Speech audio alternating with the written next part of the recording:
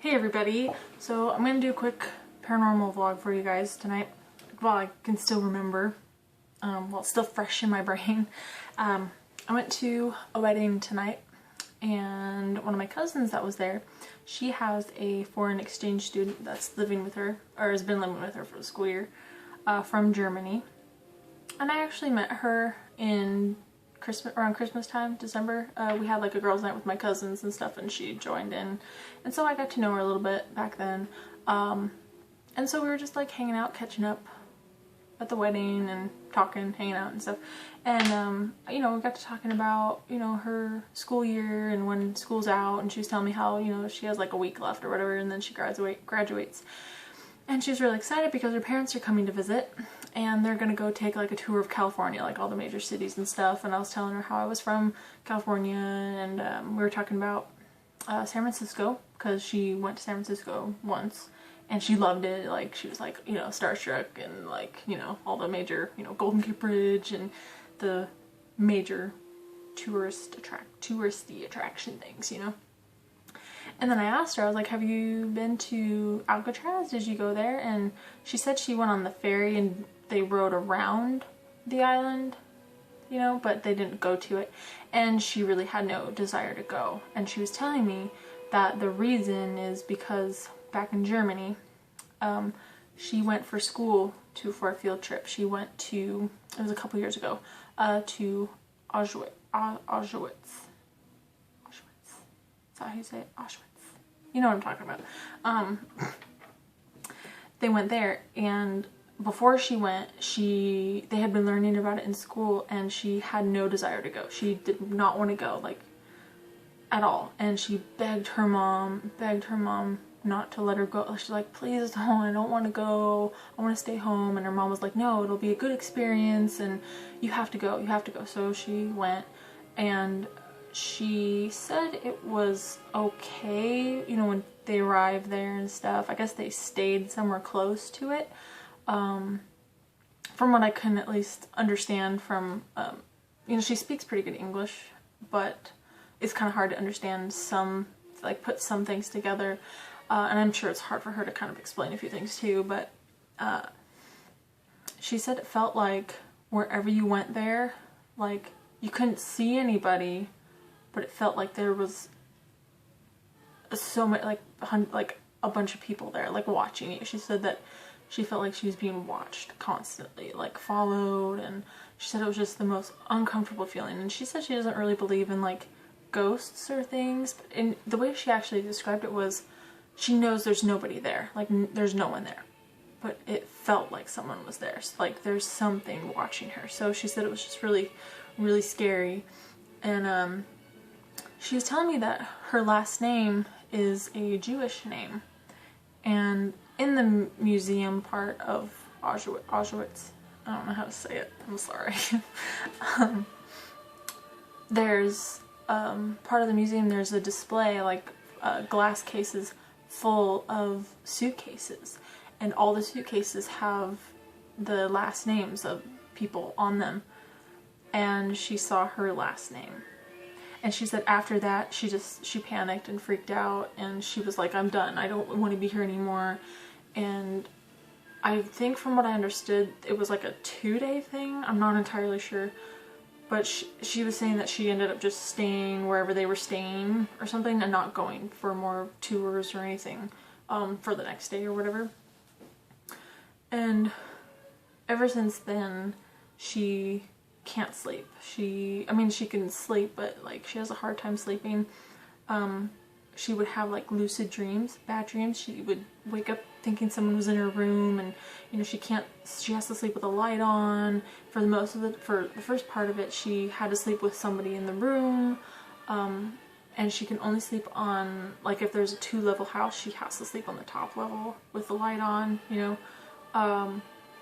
She can't sleep in complete dark. She's gotten better with sleeping by herself since she's been here in the US, and she sounded very, very happy to talk to me about it, because I can relate to what she's feeling, because I've had lucid dreams before, and I know what it feels like for people to call you crazy and to think you're crazy, And it was kind of hard for me to actually talk to her about it because a lot of my family was there, you know, at the wedding, and like I was like, they're probably all listening, like whoever's at our table. But at the point I was like, you know what, she needs to hear it from, you know, I'm here for her, I'm not here for everybody else. So, or I mean, you know, I'm talking to her because I care. Like, I'm here for the wedding, but you know what I mean, whatever.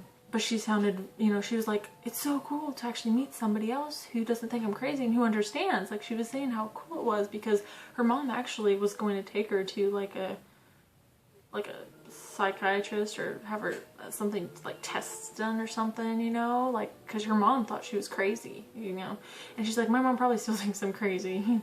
And she's, you know, taking pills to help her sleep. And she said that for the first like year and a half, she just didn't want to talk about what she experienced. I don't even know if she fully told me what she experienced there. And I kind of was trying to respectfully ask, you know, what she experienced, you know, but I don't know.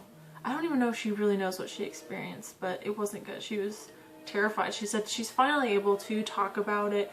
And then she was in like her history class or some sort of class at school this year, and she talked about it, you know, because I mean, we all learn about it in school, you know, we know about it, we know how horrible and awful that place was. And I was kind of explaining to her how I was like, you know, with a place like that, it's as if it's just poisoned, you know. And I guess she was telling me they're trying to rebuild the town, and she's like, I honestly don't know who would want to live there. And I mean, it's just to know what horrible things happened in that one spot.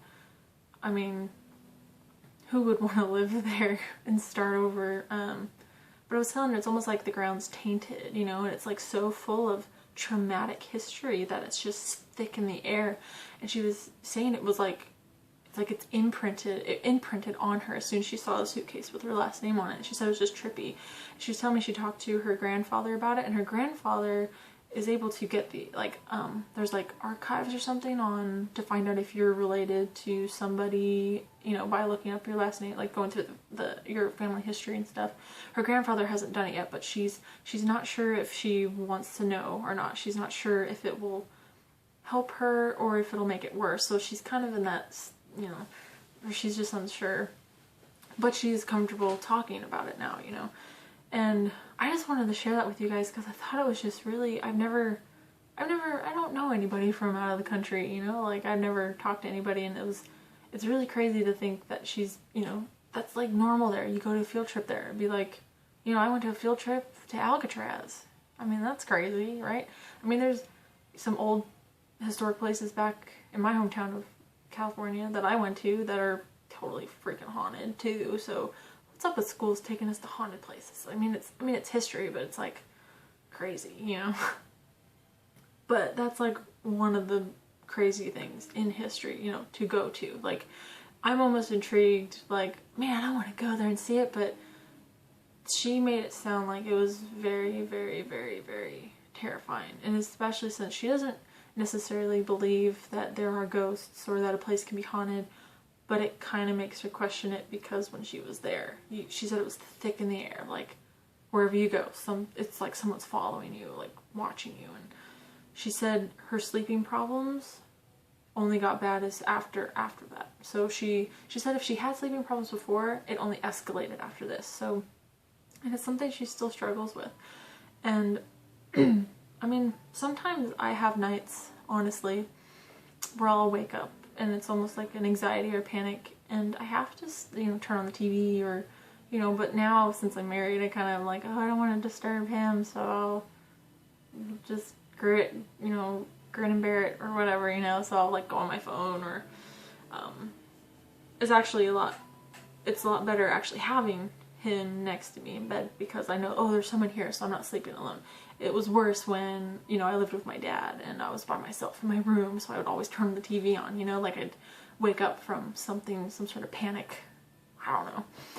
But, you know, it was kind of nice for me to relate to somebody too, because that's really what I'm here for, especially here on YouTube. Like, any of you guys who have gone through any of this, you know, dreams or been to a place like Auschwitz, if I can say it right, I don't know, Auschwitz, Auschwitz. I don't know. One of you can probably correct me, make me look dumb, and that's alright, because I feel dumb trying to pronounce it in Auschwitz. I'm just gonna stop because you guys know what I mean. So yeah, I just kind of wanted to share that with you while it's still fresh in my memory, because I thought about just waiting and doing it tomorrow, but no, I just thought, why not? I'm gonna be staying up late anyway, so there you go. Let me know if any of you guys are from Germany or live in Germany, or if any of you have been to Auschwitz or any other crazy place like that. And let me know your experience, and also if you have crazy dreams that keep you up at night, or lucid dreams, or whatever. Yeah, so let's gather and relate and share stories. Yeah, so I'll talk to you guys later. Bye!